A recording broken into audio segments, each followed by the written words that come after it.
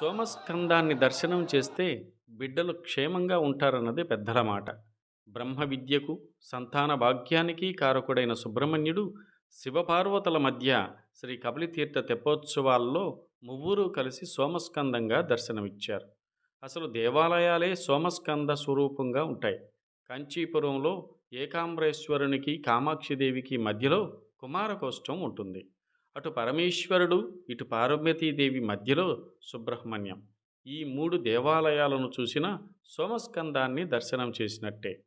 కపిలతీర్థంలో కూడా స్వామి అమ్మవారి దర్శనం తర్వాత బయట అరుగుల మీద ఈ సోమస్కందం ఉంటుంది. పిల్లలకు ప్రమాదం రాకుండా కాపాడగలిగిన గొప్ప శక్తి స్వరూపము ఈ దర్శనము. అలాంటి విశేషము ఈ సోమస్కందమూర్తి తెప్పోత్సవాల్లో ఈనాటి దర్శన భాగ్యం. శుభం.